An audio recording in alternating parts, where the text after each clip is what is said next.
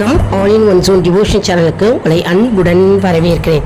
இன்றைக்கி நம்மளுடைய சேனலில் நம்ம காசியில் இருக்கிற வாரணாசி இல்லையா, அதில் துர்கா கோவில் மற்றும் துளசி மனாஸ் மந்திர் நம்ம பார்க்கலாம். அதுக்கப்புறம் சோழி அம்மன் ஒரு கோவில், அந்த கோவிலும் நம்ம இன்றைக்கி சுற்றி பார்க்கலாங்க. அதற்கு முன்னாடி நம்முடைய சேனலை தான் ஃபர்ஸ்ட் டைம் பார்க்குறவங்களா இருந்தாலும் சரி, சப்ஸ்கிரைப் பண்ணாமல் பார்க்குறவங்களா இருந்தாலும் சரி, நம்ம சேனலை சப்ஸ்கிரைப் பண்ணிக்கோங்க. கூடவே அந்த பெல் பட்டனை ப்ரெஸ் பண்ணிக்கோங்க. ஆல் என்கின்ற ஆப்ஷனையும் ப்ரெஸ் பண்ணிக்கோங்க. அப்போ தான் நான் போடுற வீடியோஸ்லாம் உங்களுக்கு உடனுக்குடன் நோட்டிஃபிகேஷனில் மிஸ் பண்ணாமல் தெரிய வரும். சரி வாங்க, இப்போ நம்ம வீடியோக்குள்ளே போகலாம். நம்ம துர்கா அம்மன் கோயிலுக்கு போகலாம். இப்போது இந்த குரங்கு எங்களுடைய ரூமில் வாசலில் இருக்குங்க. அதுதான் இப்போ அப்படியும் ஓடிட்டுருக்கு. இப்போ நம்ம காசி தெருவு இது ஸ்ட்ரீட்ஸ் எல்லாம் பாருங்கள் எப்படி இருக்குன்னு. நம்ம போயிட்டுருக்கோம், ஸ்ட்ரீட்ஸில் நம்ம போயிட்டுருக்கோம். நல்லா நடதாங்க, நிறைய நடை கிடச்சிது. எப்பவுமே டூருக்கெலாம் போனால் நிறைய நடை கிடைக்கும். அதனால் நம்ம நடந்துகிட்டே இருக்கலாம். எக்ஸசைஸ் மாதிரியும் இருக்கும். நமக்கு வீட்லேயே அடைஞ்சி இல்லாமல் நம்ம டூருக்கெல்லாம் போகும்போது நடக்கிறதுக்கு நிறைய சான்ஸ் நமக்கு கிடைக்குங்க. இப்போது நிறைய கடத்தெருவு இருக்குது. காசி விசாலாட்சி அம்மன் கோயிலுக்கு போயிட்டோம், காசி விஸ்வநாதரை பார்த்தோம், அன்னபூர்ணி அம்மனையும் நம்ம தரிசனம் செஞ்சிட்டோம். இப்போ நம்ம கங்கா ஆர்த்தியும் பார்த்துட்டோம், கங்காவில் ஸ்நானம் பண்ணினோம், ஸ்ரார்த்தம் பண்ணிட்டோம். அதுக்கப்புறம் கயா பார்த்தாச்சு, பிரயாக்ராஜ் பார்த்தாச்சு. நம்ம எல்லாம் கவர் பண்ணிட்டோம். இப்போ காசி வாரணாசியில் இருக்கிற துர்கா அம்மன் கோவிலும் நம்ம துளசி மனாஸ் மந்திர் அதையும் நம்ம இப்போ பார்க்க போகிறோம்.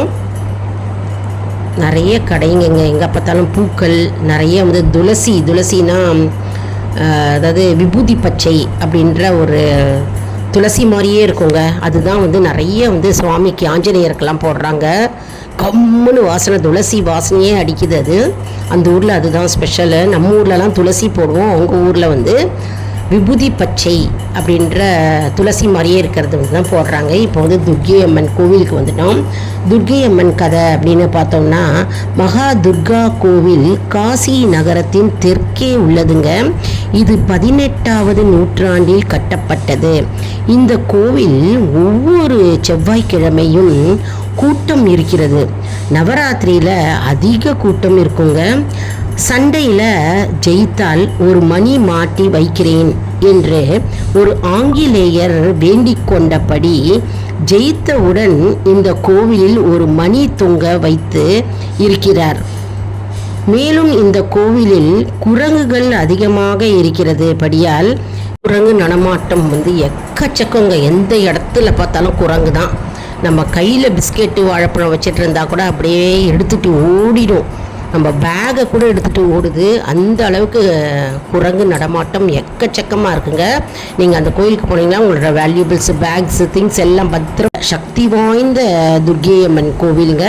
சிகப்பு நிறத்தில் காணப்படும் இந்த கோவில் வளாகம், கோவிலுடைய வால்ஸ், செவுரு அதெல்லாம் அருமையாக இருந்ததுங்க கோவில். நீங்கள் அதையும் மிஸ் பண்ணாதீங்க நீங்கள் காசிக்கு போனீங்கன்னா. இங்குள்ள மூலவர் பார்த்தோம்னா சுயம்புவாக தானாக தோன்றியவர் என்று கருதப்படுகிறது. தேவி துர்கா இங்கு உலகை காக்கும் சக்தி வடிவமாக வணங்கப்படுகிறார். அப்புறம் இந்த துர்கை அம்மன் கோவிலில் நமக்கு கயிறு கொடுக்குறாங்கங்க. சிவப்பு கயிறு, கருப்பு கயிறு நம்ம வேணுன்னா கட்டிக்கலாம். நம்மளுடைய திருஷ்டி தோஷங்கள் நீங்கும் அப்படின்ற ஒரு ஐதீகம் இருக்குது. அதுக்கப்புறம் குங்குமம், நல்லா சக்கச்சவேன்னு சிவந்த நிற குங்குமம் கொடுக்குறாங்க. இப்போ பாருங்கள், இந்த வெளித்தோற்றம் தான் சிவப்பு நிறத்தில் இருக்குது துர்கை அம்மன் கோவில்.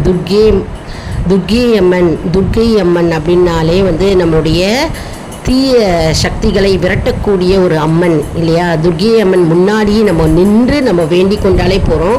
நம்ம உடலில் இருக்கிற அனைத்து தீய சக்திகளும், கெட்ட சக்திகளும், எதிரிகள் தொல்லை, துர்சக்திகள் மற்றும் நம்முடைய திருஷ்டி தோஷம் எல்லாம் நீங்கும் என்பது ஐதீகம். அதனால் மிக மிக சக்தி வாய்ந்த வாரணாசி காசியில் உள்ள துர்கை அம்மனை கண்டிப்பாக நீங்கள் தரிசனம் செய்யணுங்க. காசிக்கு போனீங்கன்னா அற்புதமான தரிசனம் எங்களுக்கு கிடைச்சது. நாங்கள் போனோம்.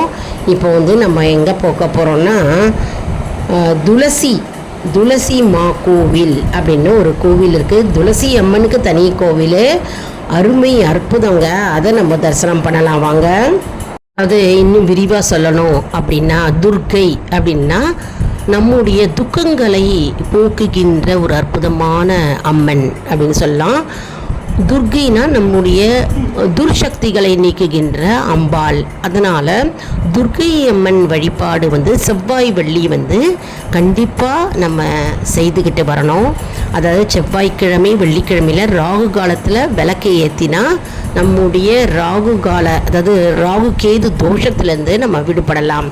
அதனால் செவ்வாய்க்கிழமை 3லேருந்து 4:30 மணி வரைக்கும் நம்ம விளக்கேற்றலாம். வெள்ளிக்கிழமையிலேருந்து 10:30 மணி டு 12 மணிக்குள்ளே நம்ம 10:30-12 ராகுவாலம், அந்த ராகுவால நேரத்தில் விளக்கு ஏற்றினோன்னா நமக்கு ராகு தோஷத்துலேருந்து நம்ம விடுபடலாம். சக்தி வாய்ந்த துர்க்கை அம்மன் கோவில் நம்ம பார்த்துட்டோம். இப்போ துளசி மானாஸ் மந்திர், அந்த கோவில் தான் நம்ம இப்போ தரிசனம் பண்ணுறோம். அதாவது காசி துர்கா கோயிலுக்கு தெற்கே சுமார் 250 மீட்டர் தொலைவில் இந்த துளசி மானாஸ் கோயில் அமைந்திருக்கிறதுங்க.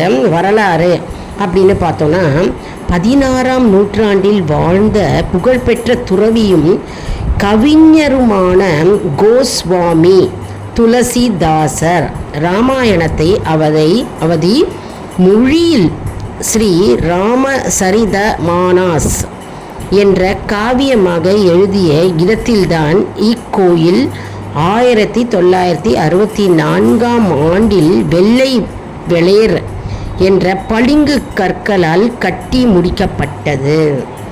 இப்போ நம்ம இதோடைய சிற்ப அம்சங்கள் என்ன அப்படின்னு நம்ம பார்த்தோம்னா, கோயிலின் சுவர்களில் ராமாயண காவியத்தின் பாடல்களும் காட்சிகளும் செதுக்கப்பட்டுள்ளனங்க. இதன் அருகில் பார்த்தோம்னா துளசி செடிகள் இருக்குது. நிறைந்த பூங்காவும் 4 படித்துறைகளை கொண்ட குளமும் இருக்குங்க. மேலும் இந்த துளசி மனாஸ் மந்திரில் பார்த்தோம்னா சுவரில் கடவுள்கள் ராமர், சீதை, விஷ்ணு, லக்ஷ்மி, அன்னபூர்ணா, ராமாயணம் எழுதிய துளசிதாசர் முதலியவர்களின் சித்திரங்கள் வரையப்பட்டு இருக்கிறதுங்க. இந்த கோவிலில் பூந்தோட்டம் இருக்கிறது. அப்புறம் பகவான் சிவன் தன் தலையில் கங்கையை வைத்து இருக்கிறதாக கட்டப்பட்ட கோவிலின் அருகில் இருக்கிறது. நாம் இந்த வீடியோவில் துர்க்கை அம்மன் கோவிலை தரிசனம் பண்ணினோம். துர்கா தேவியை நம்ம தரிசனம் செஞ்சோம். காசி வாரணாசியில் இருக்கின்ற துர்க்கை அம்மனை தரிசனம் செய்தோம். அதுக்கப்புறம் நம்ம துளசி மானாஸ் கோவில் துளசி தாயை நம்ம தரிசனம் செய்தோங்க. அதனுடைய வரலாறு காசி வாரணாசி டூர் வர பார்த்தோம். கயா, அப்புறம் பிரயாக்ராஜ், அப்புறம் திரிவேணி சங்கமம், இதெல்லாம் நாங்கள் எல்லாம் பார்த்தோங்க. பார்த்துட்டு நாம் துர்க்கை அம்மன் கோவிலும் துளசி மானாஸ் கோவிலும் தரிசனம் செஞ்சோம். நீங்களும் காசிக்கு வந்தீங்கன்னா அவசியம் இந்த அம்மனெல்லாம் தரிசனம் செஞ்சுட்டு போனால் தான் நமக்கு யாத்திரை பூர்த்தி ஆகும் அப்படின்னு சொல்கிறாங்க. அதனால் நம்ம காசி யாத்திரை போகிறோம் இல்லையா, புண்ணிய ஸ்தலங்களுக்கு போகும்போது துர்க்கை அம்மனும் துளசி தாயும் நம்ம தரிசனம் செய்யணும். கோவில் பக்கத்துலேயே தான் இருக்குது. நீங்கள் கூகுள் மேப்பில் போட்டாலும் உங்களுக்கு தெரிய வரும். மற்றும் நீங்கள் ஏதாவது ட்ராவல்ஸ் மூலமாக போனீங்கன்னா அந்த ட்ராவல்ஸ் மூலமாக அந்த கைடே உங்களுக்கு எல்லா டீட்டெயில்ஸும் சொல்லுவாங்க. அப்படின்லாம் தனிப்பட்ட முறையில் நீங்கள் காசிக்கு போகிறீங்க அப்படின்னாலும் நீங்கள் அவசியம் இந்த துர்க்கை அம்மன் கோவிலும் துளசி தாய் கோவிலும் தரிசனம் செய்யணுங்க. மற்றும் துளசி நம்ம வீட்லேயும் வைத்து வழிபடலாமுங்க. வீட்டில் ஒரு தொட்டியில் வச்சிங்கன்னா கூட துளசி தானாகவே வளரும். அந்த துளசிக்கு செவ்வாய்க்கிழமையில் விளக்கை ஏற்றி கற்பூரம் காமிச்சு தூப தீபம் காண்பீங்க. அப்படி இல்லைன்னா தினம்தோறுமே நீங்கள் காமிக்கலாம். தினம்தோறும் காமிக்க முடியலன்னா செவ்வாய்க்கு வெள்ளிக்கிழமை நீங்கள் காட்டலாம். துளசி தாயை நம்ம தாயாக தெய்வமாக நம்ம போற்றி வணங்குகிறோம் இல்லையா, அதனால் சக்தி அதிகம், நல்ல அதிர்வலைகளை கொடுக்கும். நம்ம வீட்டில் துளசி செடியை நம்ம வச்சு நம்ம அந்த துளசியை அம்பாலாக நம்ம பாவித்து நம்ம வேண்டிக் கொண்டோம்னா வழிபட்டோம்னா நமக்கு எப்பொழுதுமே நல்லதே நடக்கும். மற்றும் வந்து நமக்கு சுப நிகழ்வுகள் வந்து நம்ம வீட்டில் நடைபெறும் என்பது நம்பிக்கை. அதனால் துளசி மனாஸ், துளசி மந்திர் வந்து காசியில் இருக்குங்க. ரொம்ப அற்புதம். மனதிற்கு வந்து அவ்வளோ திருப்தியாகவும் நிம்மதியாகவும் இருந்ததுங்க இந்த டூரு, காசி டூரு. நம்முடைய சேனலை லைக் பண்ணுங்கள், ஷேர் பண்ணுங்கள், சப்ஸ்கிரைப் பண்ணுங்கள். நன்றி.